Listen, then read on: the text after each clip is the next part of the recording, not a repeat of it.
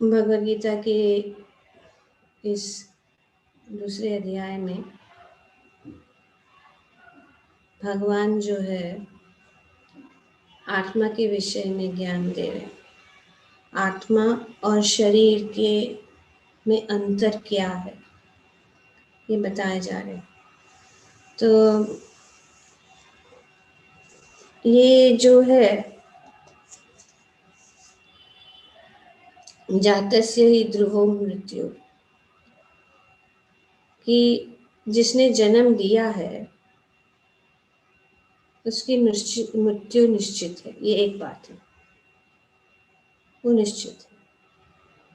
क्या निश्चित है? कि जिसने जन्म लिया है मृत्यु निश्चित है, और मृत्यु के बाद उसके पश्चात पुनर्जन्म निश्चित है। तो दो निश्चित चीजें बताई यहाँ पे, दो निश्चित चीज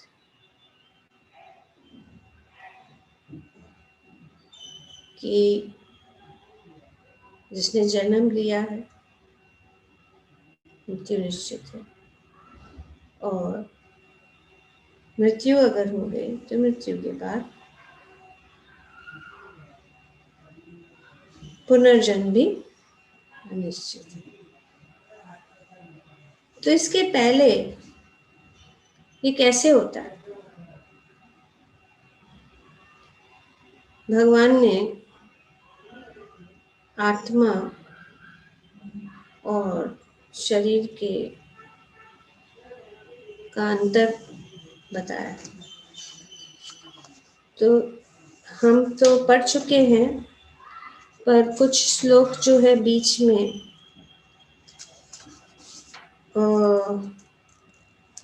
हमें थोड़ा देखना पड़ेगा, क्योंकि फिर ये बात जो है हमें अच्छी तरह से समझ में आएगी। क्योंकि श्लोक संख्या 20 से लेके 25 तक भगवान जो है आत्मा के गुण को वर्णन कर, और शरीर और आत्मा का जो अंतर है वो भी वर्णन कर रहे हैं। तो हम श्लोक संख्या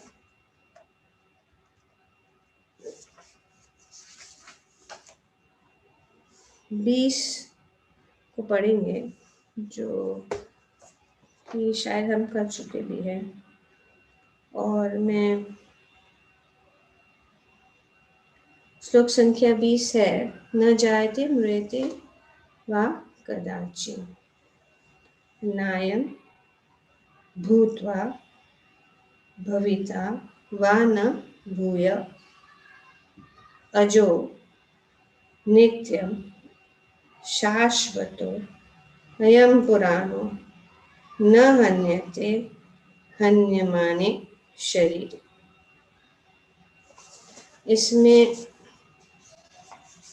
इस श्लोक में आत्मा के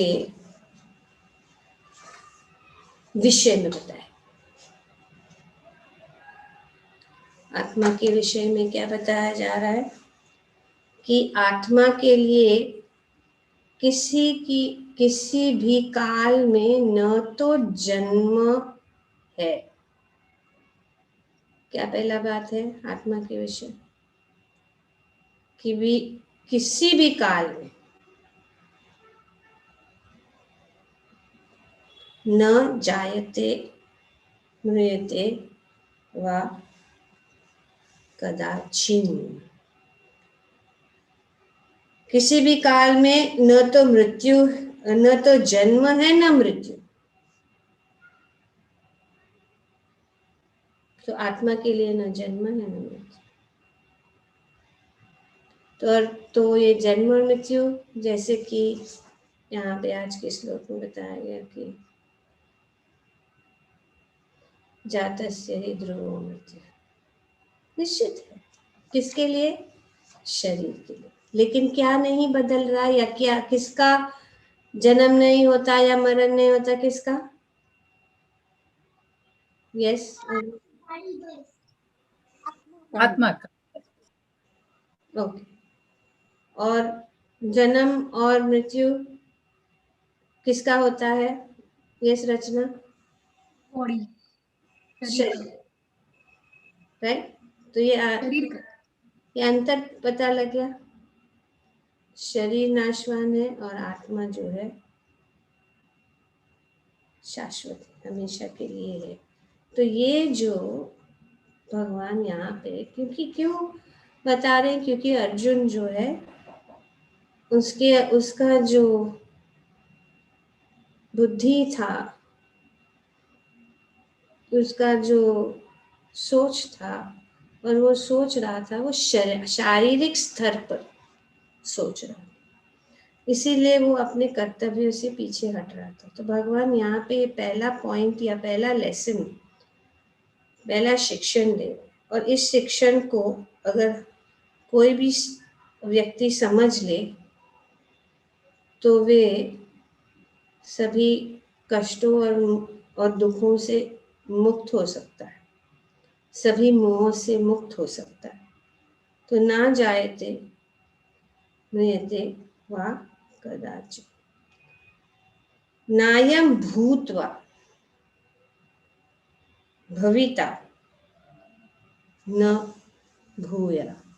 वह न तो कभी जन्मा है, न जन्म लेता है, और न जन्म लेगा। और भी गहराई से भगवान यहाँ पर क्लियर कर दे। पहला तो है क्या बताया, न जायते मृत्यु वा कदाचित् नाय भूत्वा भविता वा न भूया। तो क्लियर है क्या है, कभी नहीं। ऐसा नहीं कि कभी ले रहा होगा या नहीं, कभी भी नहीं। वह न तो कभी जन्मा है, हमेशा के लिए, न जन्म लेता है और न जन्म लेगा। ये तीन चीजें यहाँ पे बताएं कि भविष्य में, भूत और वर्तमान और भविष्य, हमेशा के लिए।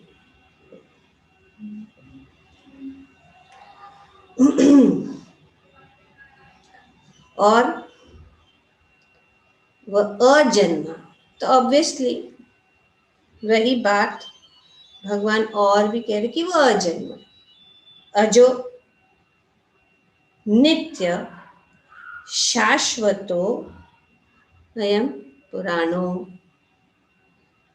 तो ये जो आत्मा है वो अजन्म, नित्य, शाश्वत तथा पुरातन है, और शरीर के मारे जाने पर वह मारा नहीं जाता है।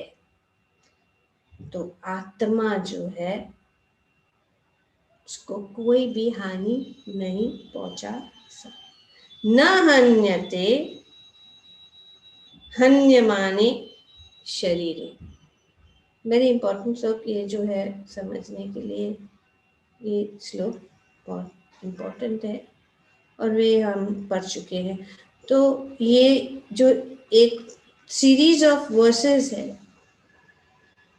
जिसमें भगवान जो है आत्मा के विषय में डिटेल में इंफॉर्मेशन दे रहे हैं कि आत्मा जो है कभी भी नष्ट नहीं हो सकता।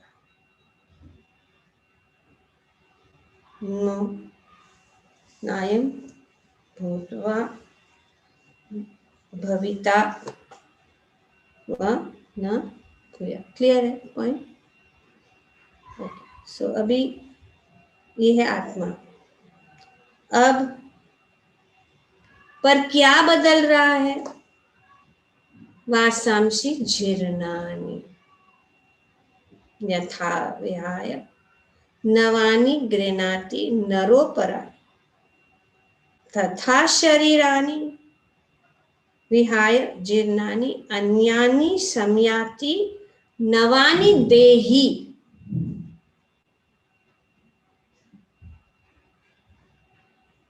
पुराण आत्मा, दे नवीन। हर बार वो जो है जिस प्रकार से यहाँ पे वासांशी झिल्लानी यथा विहाय, श्लोक संख्या 22 में ये बताया जा रहा। जिस प्रकार मनुष्य पुराने वस्त्रों को त्याग कर नए वस्त्र धारण करते हैं, उसी प्रकार आत्मा पुराने तथा व्यर्थ के शरीरों को त्याग कर नवीन भौतिक शरीर धारण करता है। तो ये मृत्यु क्या है? शरीर को, आत्मा कोई मान नहीं सकता। आत्मा हमेशा के लिए। जीर्णानि, पुराना, झरझर, जीर्णानि हो जाता है, पुराना हो जाता है, फट जाता है, खराब हो जाता है, बिगड़ जाता है। तो जिस प्रकार से ये जो है वस्त्र, हमारे शरीर के जो वस्त्र है, वो जो है एक कवर है।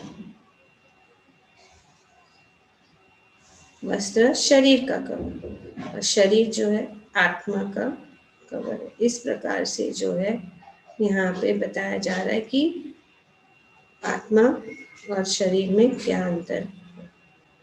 ये 2 श्लोकों द्वारा स्पष्ट रूप से जो हम चर्चा कर चुके हैं, लेकिन ये हम जो है स्मरण करते हुए आगे बढ़ते हैं। अब श्लोक संख्या 23 से लेकर 25 तक आत्मा का गुण भगवान वर्णन करते। आत्मा का क्या गुण, ये कैसा है ये आत्मा, ये बताते। तो सब मिला के 10 पॉइंट है। तो आप लोग अभी 15 मिनट ज़्यादा है लगता है, 10 मिनट, ये 10 गुणों को आप खोज के मुझे बताइए। श्लोक संख्या 23 से लेकर 25 तक। ओके ओके, रचना 1 ओनली से हिंदी में। Okay, it can be in English also. हम आत्मा को कोई भी शस्त्र से नहीं काट सकते हैं या मार सकते हैं। ओके, 1 देन अनुपमा माधुरी, ये अग्नि द्वारा जलाया नहीं जा सकता। Okay. Third is Hasuba, It cannot be moistened by water. Okay. Fourth Lalita, The soul is inconceivable. Okay.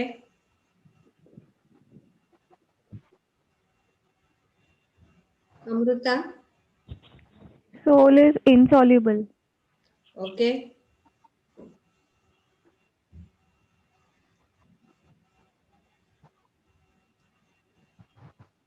Amrita, Urmil, शाश्वत है, इटर्नल है, शाश्वत। आत्मा शाश्वत है, सर्वव्यापी, शाश्वत, शाश्वत सर्वव्यापी। ओके, ये है लेकिन ओके, यस। और Jayashree,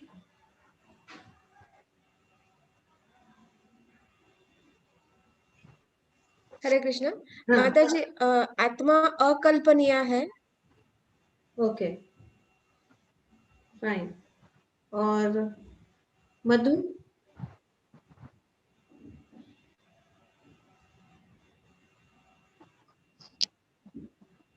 Madhu, can't hear you. You're mute. Immovable. What? Immovable. Immovable. Okay. Immovable. Yes. Mansi, something that is not said, Mansi. Yes, Mataji, it cannot be सुखाया नहीं जा सकता. Okay, very good, Mansi. Then who else is there? Pramila.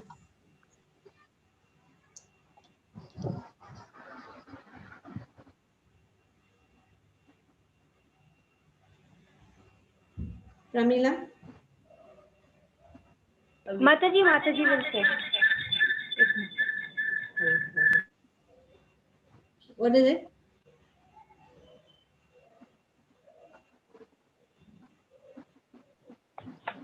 अघर्णशील है. Okay, तो पहला है नैनम छिंदंती शस्त्राणी. Very good, सब लोग ने बहुत सुंदर रूप से बताया. तो नैनम छिंदंती शस्त्राणी मतलब ये जो है किसी शस्त्रों द्वारा खंड किया जा सकता है, वो नहीं किया जा सकता कभी भी. जो है आत्मा जो है शस्त्र द्वारा. दूसरा है न अग्नि द्वारा जलाया जा सकता है. नैनम दहति पावक. नैनम शस्त्राणि, नैनम छिन्दन्ति शस्त्राणि, नैनम दहति पावका. दूसरा तीसरा है अग्नि से, ये दूसरा है अग्नि से नहीं. तीसरा है न जल द्वारा भिगोया जा सकता है, न चैनम क्लेदयंतापो, या वायु द्वारा सुखाया जा सकता है. तो ये नैनम छिन्दन्ति शस्त्राणि, नैनम दहति पावका, न चैनम क्लेदयंतापो, न शोषयति मारुतः. आगे क्या है?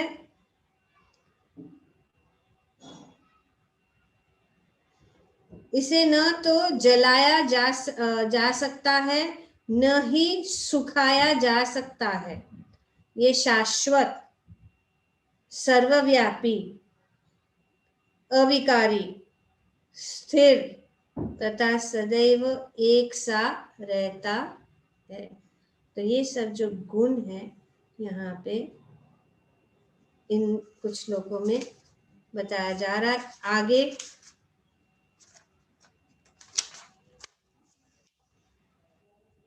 यह आत्मा अव्यक्त, अकल्पनीय तथा अपरिवर्तनीय कहा जाता है. ये जानकर तुम शरीर के लिए शोक नहीं करना चाहिए. तो यहाँ पे इन बहुत जो सारे गुण बताए गए हैं आत्मा के, कि कोई भी आत्मा को हानि नहीं पहुंचा सकता. तो इसीलिए ये फर्स्ट स्टेप है.